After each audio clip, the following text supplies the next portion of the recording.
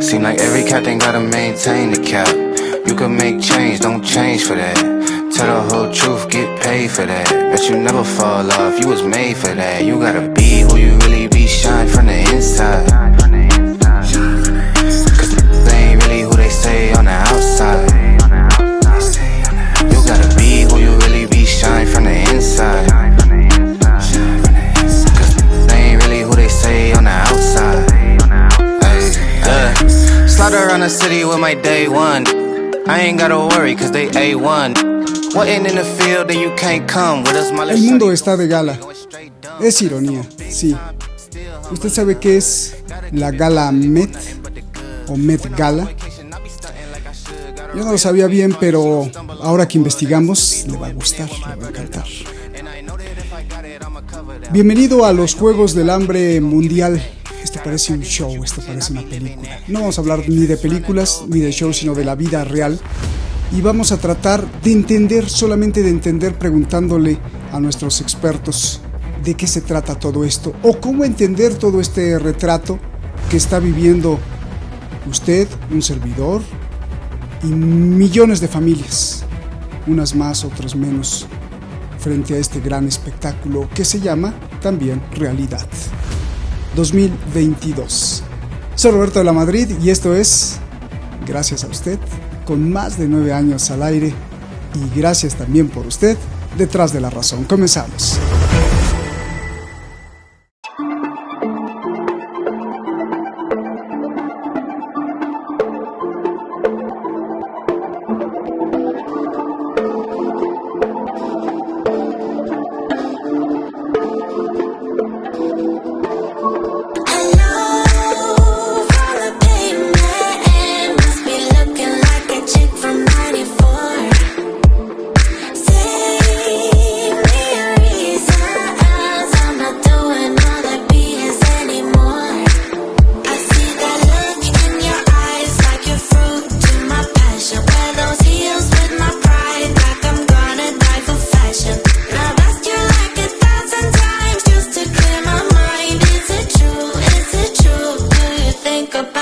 Es la Gala Met.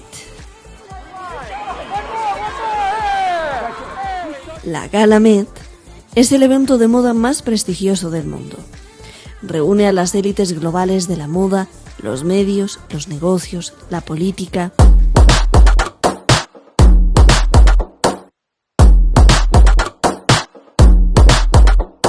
Es para recaudar fondos para el Museo Metropolitano de Arte de Nueva York. En especial para el Instituto del Traje, trajes de alta costura, y está organizado por la famosa revista Vogue. Es la pasarela del lujo, es la pasarela de la inspiración de las nuevas tendencias para vestirse, ya sea del futuro o del pasado retro. Cada año se le pide a los invitados que se vistan de acuerdo a un tema. El tema de ahora fue la moda en Estados Unidos. Los expertos en estos temas dicen que este evento anual es necesario para cuidar las propuestas de la moda, cuidar y promover el diseño, y cuidar la expresión artística.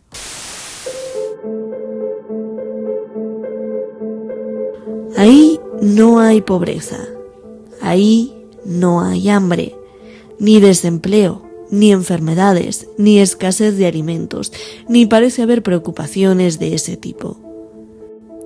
Donde sí hay pobreza y preocupación por qué comer es ahí mismo, afuera, en las calles de Nueva York. O en todo Estados Unidos, que enfrenta una inflación de precios sin precedentes. Ha alcanzado el 8.5%, algo no visto desde 1981, revela el Departamento del Trabajo. Con una gasolina a $4.3 por galón. O en el Reino Unido, que muchos tienen que saltar comidas porque no les alcanza para tener desayuno, comida y cena. O bajarle a las porciones porque no pueden pagar. Son cifras reales. 2 millones de británicos se han quedado sin comer por lo menos un día entero porque no les alcanza. Y hay 7.3 millones ya en inseguridad alimentaria, revela el think tank The Food Foundation. Eso pasa en el llamado primer mundo, pero más allá y quizá más importante en el resto de países. Desde Argentina hasta México, desde América Latina hasta Oceanía y desde Asia hasta África. La amenaza eterna de la hambruna o escasez o desempleo o pobreza, acelerada por las últimas crisis. 250 millones de personas más cayeron este año al cesto de la pobreza. Tendremos así, para Navidad, como regalo de Año Nuevo, casi 1.000 millones de personas, 1.000 millones de seres humanos viviendo con menos de $2 al día, revela Oxfam.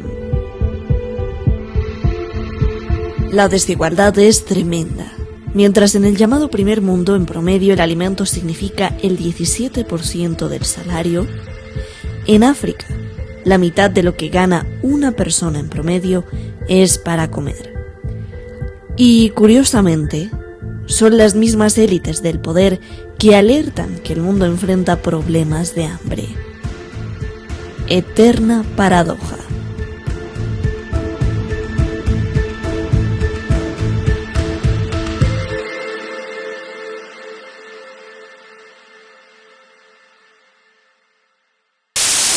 Tipo de zapato así, el río lo uso nada más dedicarle para abajo a una cucaracha. No, pero es que es verdad, cuando hay una cucaracha en la casa uno va y busca un zapato de este calibre. Mira, que sí, que sean planos para que la cucaracha no se pueda escapar por ningún... Burberry's gonna love that.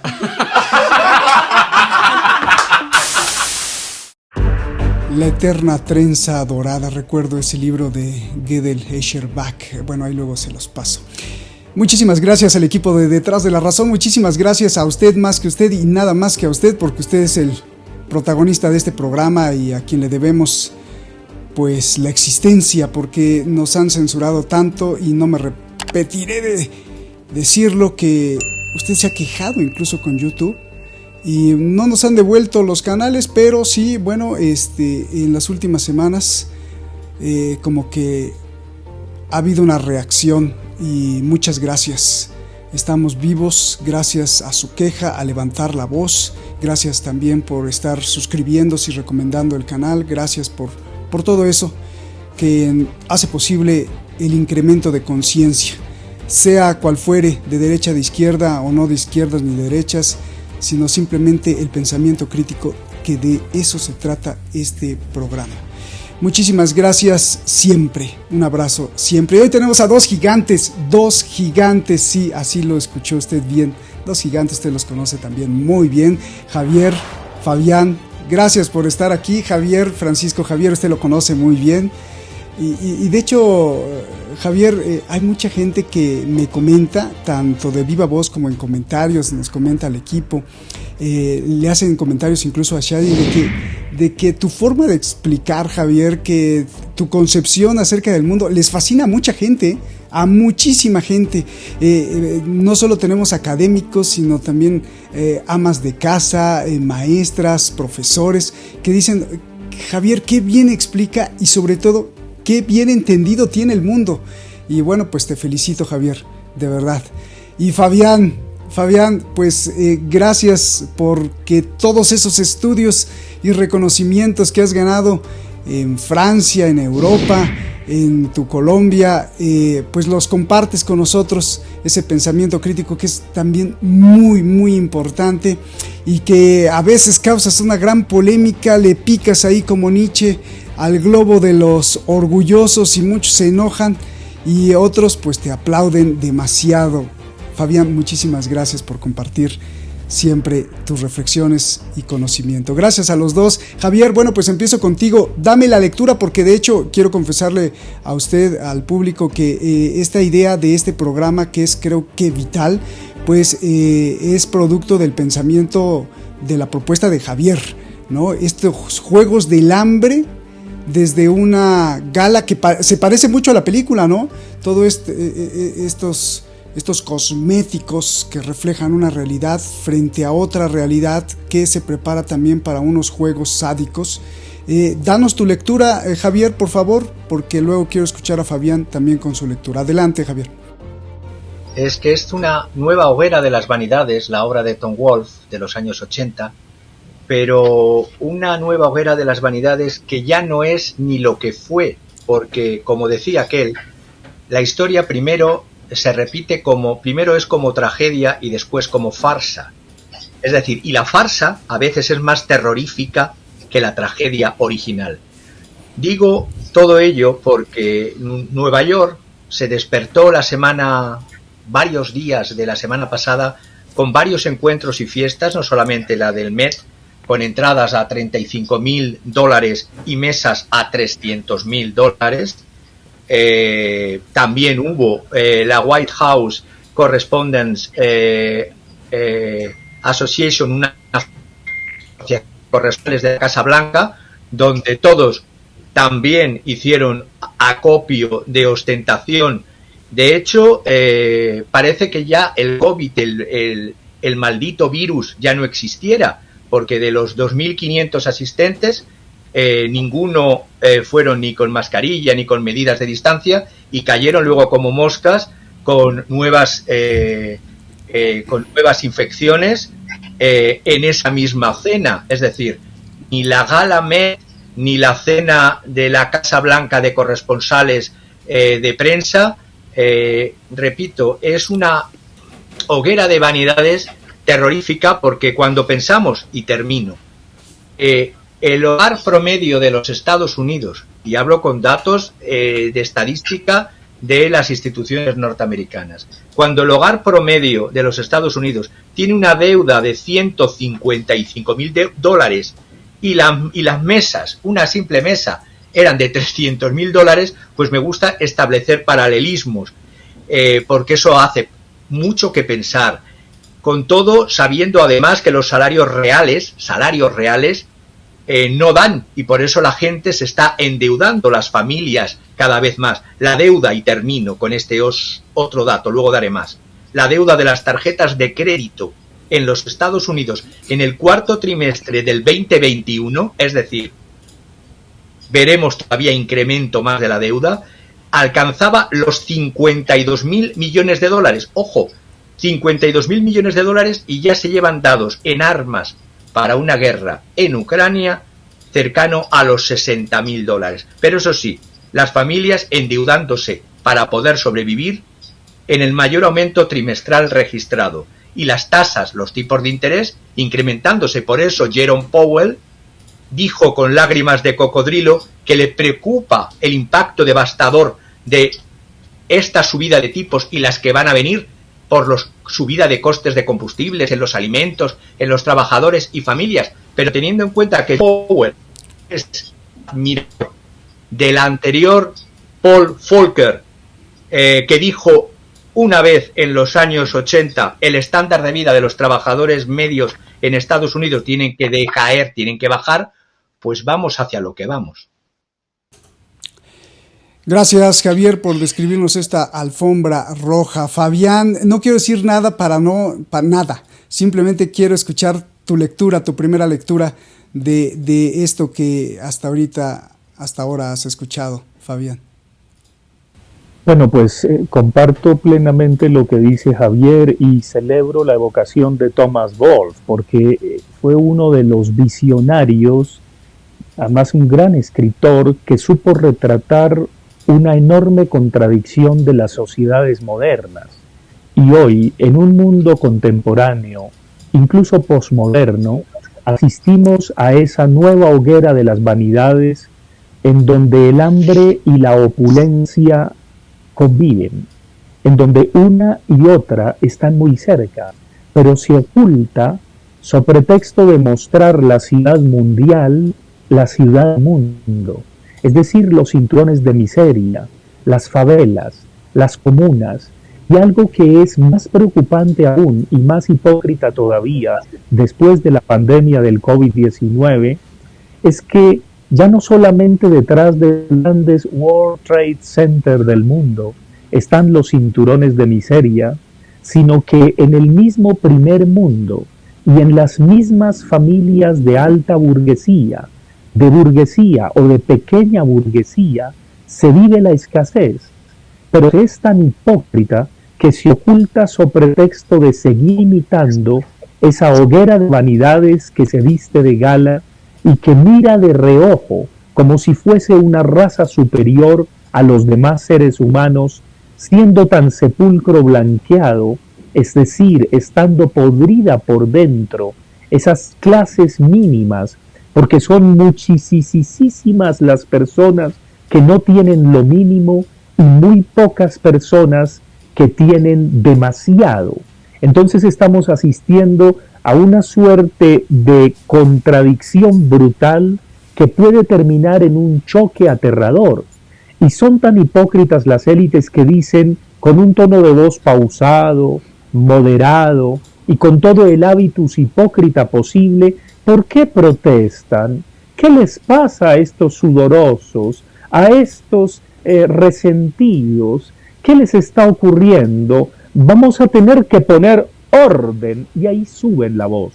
Es extraordinaria esa rotunda hipocresía que obviamente se reviste de guerra, se reviste de hambruna y se reviste de aparentar que nada ocurre, que todo está perfecto y que ellos, las élites mínimas y minimísimas que tienen tantísimo a expensas de los demás, se lo han merecido por los méritos de su trabajo, por su inversión, y generan una hipocresía aún mayor en las clases medias, que es la hipocresía del emprendedor, de si tú quieres, tú puedes, pero jamás dan las oportunidades mínimas para que el otro, el que está del otro lado, el que vive la escasez o el que vive la hambruna, pueda educarse, pueda prepararse y pueda a su vez realizar ese si quiero puedo.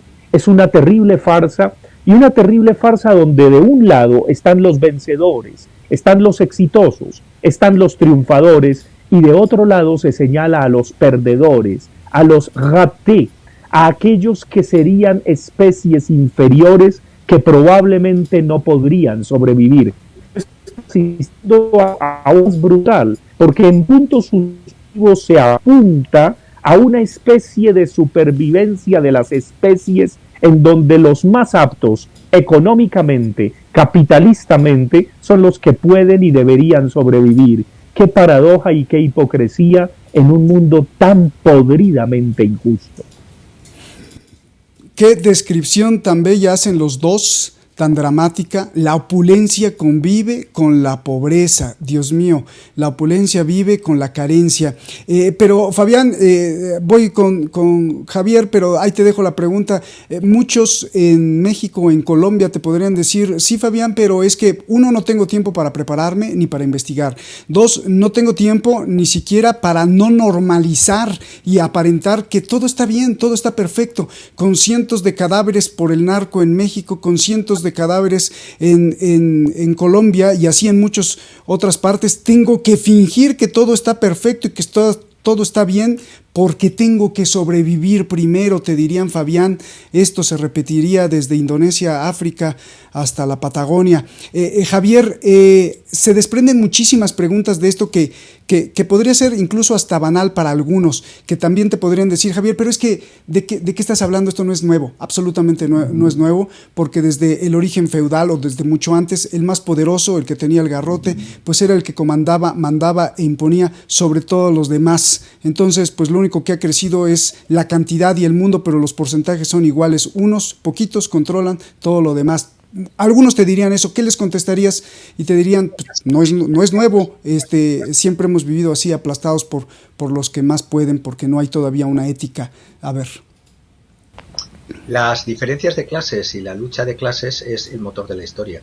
Lo que es una realidad es que la exacerbación en las escasez, en la pobreza, en las diferencias económicas y el extremar las diferencias y desigualdades son lo que han provocado en todas las épocas desde la Roma antigua, han provocado situaciones que, como bien ha descrito Fabián, puede terminar la alfombra roja en otro tipo de alfombra y no por un color que no venga de carne humana. ¿Qué quiero decir? A ver, desde la antigua Roma existían luchas de patricios y plebeyos, y los plebeyos lograron con sus luchas tener representantes que les reconociesen en parte sus derechos, que eran los tribunos de la plebe, pero lo consiguieron luchando. También hubo revueltas de esclavos. Pensemos en las revueltas, la más famosa, la de Espartaco, que hay una obra maravillosa de lectura y un maravilloso film por Kirk Douglas.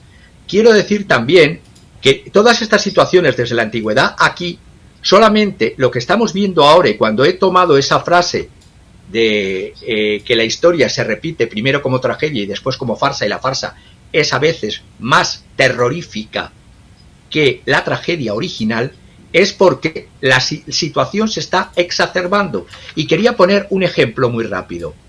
Es decir, estamos dando legitimidad a quienes no solamente te ponen un yugo, sino a quien está creando, como bien ha dicho también Fabián, una especie de distopía maléfica. Las elecciones para las primarias en Ohio, voy muy rápido, 4 candidatos, de los cuales voy a coger la parte republicana. Lo podría hacer el mismo ejercicio mental con las primarias demócratas, pero voy a empezar con las primarias al Senado de candidatos en Ohio, el martes 3 de mayo. Los que se presentaban, de esos 4 candidatos, repito, ninguno tenían apoyo popular. ¿Qué es lo que pasa? Que poderoso, caballeros don dinero, como decía Quevedo. Es decir, el primer candidato es J.D. Vance, y no actúa con un nombre, sino con un nombre litio, porque escribió esa execrable novela Hillbilly Elegy, elegía de los Hillbilly. Este candidato, que es un dueño de un fondo de cobertura, hedge funds, un capitalista de fondos de cobertura, se presenta en este transvestismo que estamos viviendo como un red collar, es decir, como si él fuera un trabajador de la industria. No un red collar, un blue collar, perdón, no un rednecks, un blue collar, un cuello azul. Se presenta así y ha obtenido el primer puesto, 32,2% de votos de todos los 4 candidatos. Pero ¿cómo lo ha logrado? Si en las primeras semanas, primero no tenía el apoyo popular y solo había recaudado $911 en las 2 primeras semanas. Pues muy fácil. Si bien es verdad que los 4 candidatos republicanos fueron todos a Mar-Lago a besar el anillo del padrino, a ver a quién el padrino elegía, resulta que el padrino eligió a James Donald Bowman, que se hace llamar J.D. Vance. J.D. Vance, desde el que escribió ese libro, y obtuvo, después de no haber obtenido fondos, obtuvo la curiosa cifra de, no tengo aquí el detalle, pero si el segundo obtuvo $13 millones, el primero tenía que estar en torno a los 15, 16 millones. Vinieron fundamentalmente, se le inyectó por parte de grupos de patrocinio o de sponsors, lobbies capitalistas. Los otros candidatos, los otros 3 de lo mismo, no tenían apoyo popular. El segundo tuvo el apoyo del Club for Growth, importante grupo de presión de Wall Street. Gastaron 12 millones en este candidato y se colocó en segunda posición, que es el ex tesorero estatal John Mandel. El tercero, no voy a decirlos todos, pero todos contaron con el poderoso caballero don dinero para presentarse en las primarias a ser el candidato por el Partido Republicano al Senado. Pero, ojo, no queda solamente no se hace solo con los republicanos. La nominación demócrata por este mismo estado, Ohio, fue elegido un demócrata conservador, parece un oxímoron, pero es así, un demócrata conservador que tuvo que rectificar las barbaridades que decía, porque él quería, somos nosotros contra China, hablan en nombre del pueblo como si fueran pueblo. Oye, Javier, pero ¿qué tiene que ver esto que estás describiendo muy específico con los Juegos del Hambre entre la alfombra roja de las celebridades y la alfombra de la desgracia de los pobres? Pues muy sencillo. En las elecciones, y estamos hablando de Estados Unidos, pero podría hacerlo extensible a cualquier democracia occidental, se supone que el poder viene del pueblo y que el poder se expresa a través del voto en las elecciones, aunque los programas no sean vinculantes. Y si bien en Estados Unidos eliges los candidatos, ¿quién elige a los candidatos para que se puedan presentar? ¿Se puede presentar cualquier trabajador, cualquier clase media? No, si no obtiene los avales y los apoyos de grupos de presión económicos. Por lo tanto, la apariencia de democracia y de libertades, cuando se dice si vivimos en un régimen de libertades, desde el mismo momento de la elección de candidatos para que sean elegidos para presentarse a las elecciones, son cooptados por grandes firmas, ya sean de Wall Street, por grandes industrias del petróleo, grandes industrias farma, y todo esto va en ligazón con por qué en una gala Met una entrada puede valer $35.000, representa realmente al ciudadano medio norteamericano, cuando he dicho además que los hogares de los Estados Unidos tienen una deuda media de $155.000, es decir, y una mesa vale $300.000, y las tarjetas de crédito han pegado un subidón de $52.000 millones, y con la subida de las tasas van a estar todavía más endeudados. Viven en una burbuja, no les representa a nadie, van a votar a candidatos que son elegidos por unas élites que miran por sus propios intereses. Eso es lo que quiero decir. Y estoy poniendo un dato en un simple estado, Ohio, porque ha pasado hace unos días, pero podía remontarme, pero no hay programa para ello, a todas las elecciones, y no solo en Estados Unidos, en España, en Francia. Creemos que vivimos en un sistema de libertades, y las libertades son hasta que molestas al que está gobernando. Ah, sí. Se repiten las elecciones con Iván Duque y con todos lados, ¿no? Ahí está Fabián. Fabián, gracias, Javier, por esta excelente, de un caso particular a la exposición del comportamiento en general. Javier, gracias, excelente, de verdad. Fabián, déjame empezar con esta intención. Me encantaría que los tres escribiéramos una obra, no sé si obra maestra o no, eso ya lo decidiría el público. Bueno, es una intención, me gustaría que escribiéramos una obra que se llame Entre la guerra y la alucinación de la victoria. ¿Y por qué digo esto? Digo, bueno, si yo no participo en la obra, pues ya la escribirán ustedes dos, y si no, pues tú, Fabián, o Javier, cuando tengan tiempo.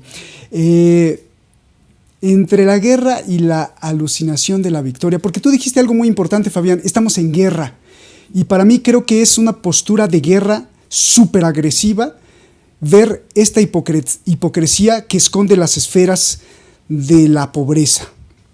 ¿Por qué? Porque podría remontarme a un caso particular, a mi propia conducta. No sé si usted que nos está viendo le encanta a este señor cantante, o no sé que cante bien, el conejo Bat o Bad Bunny o no sé qué.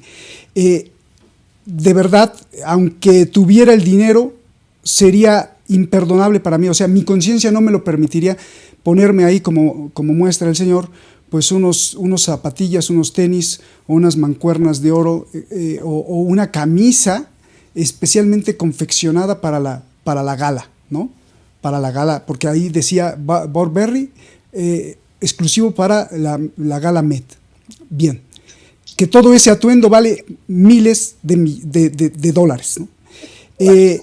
O sea, yo no me podría poner eso porque sentiría feo por mis hermanos mexicanos, colombianos, argentinos o etíopes que no tienen, que esa camisa vale como su presupuesto de 2 años o más, ¿no? Pero mucho menos. O sea, no solo no me la pondría, mucho menos además la exhibiría en video como el señor Bad Bunny lo hace, ¿no? Entonces, creo, Fabián, que con lo que dijiste, esto es una postura de guerra. O sea, es como agarrar un fusil tan sutil, cambiarlo por algo que explote, por un misil que te explota dentro de las venas y de la sangre al ver que no tienes para darle alimento a tus hijos, y hay un cabezón que se está poniendo una camisa que te muestra la pobreza. Pero por eso digo que la obra se llama Entre la guerra y la alucinación de la victoria, porque además la guerra está ganada para ellos, Fabián, porque hay mucha gente pobre que no tiene que comer, pero sí tiene una pantalla de televisión o de plasma o una tablet para ver a ese señor Bonnie y además aplaudirle como algo inalcanzable. O sea, ni siquiera la reflexión le permite decir, oye, este güey está perdido en la ética y es un hipócrita, o pertenece a otro mundo tan hipócrita que nos tiene en la miseria. No, al revés, le aplaude. Entonces la victoria está ganada para ellos. La alucinación de la victoria. Adelante, Fabián, perdón por haber hecho esto. Aquel día el instinto nos decía que esa noche juntico no quería, que las ganas bebé nos ganaría, pero no fue así. Vamos lento, ya, que si nos apuramos no disfrutamos del momento, ya, y lo vamos a arruinar.